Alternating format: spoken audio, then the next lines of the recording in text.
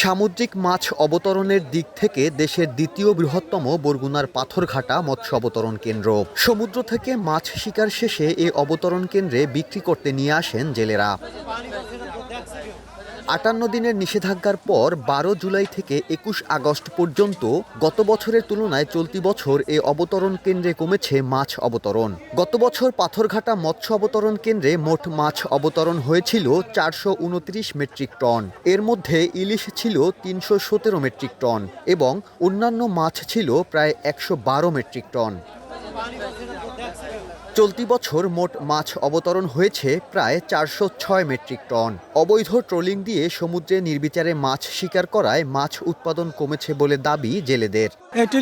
মনে করেন ৬ লাখ এত মানমান আইবে না। এই সিজনে এখন পর্যন্ত কোনো টাকা পাইনি, আরও দেনা আছে অন্তত লাখ পাশে। ট্রলিং সব কাছে লইয়ায় যদি ট্রলিং না বন্ধ হয় তাহলে এই বোর্ডে ২-১ বছরের মধ্যেই কোনো মাছ পাইবে না। ট্রলিং এর জন্য মাছ পাই না। ট্রলিং এ ছোট ছোট গুঁড়া মাছ ডিম টিম সব উড়েই ছাড়ে দিয়ে নদীতে খালি ভাসে। চলতি বছর রাজস্ব আদায় হয়েছে ৩১,৭৯,৭৩৫ টাকা, যা গত বছরের রাজস্ব আদায়ের তুলনায় প্রায় ২৪% কম। অন্যান্য মাছের অবতরণ মোটামুটি গত অর্থ বছরের মতোই আছে।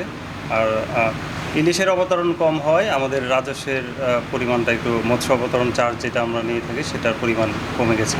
মৎস্য বিভাগ বলছে অবৈধ ট্রলিং মালিকদের কৌশলগত কারণে ট্রলিং দিয়ে মাছ শিকার বন্ধ করা যাচ্ছে না। মৎস্য অধিদপ্তর যে লজিস্টিক ক্ষমতা আছে, যে সাপোর্ট আছে, এটাও বৃদ্ধি করা দরকার। তাহলে তাদের সাথে আমাদের পেরেওটা অনেক কঠিন হয়ে যায়, কারণ আমাদের জনবল নাই, পাশাপাশি আমাদের যে ক্ষমতা লজিস্টিক যে সাপোর্ট সেগুলো অনেক কম। পাথরঘাটা মৎস্য অবতরণ কেন্দ্রে বিক্রি করা মাছের মোট দামের ১.25% রাজস্ব আদায় করে সরকার। সাইফুল মিরাজ, সময় সংবাদ, বরগুনা।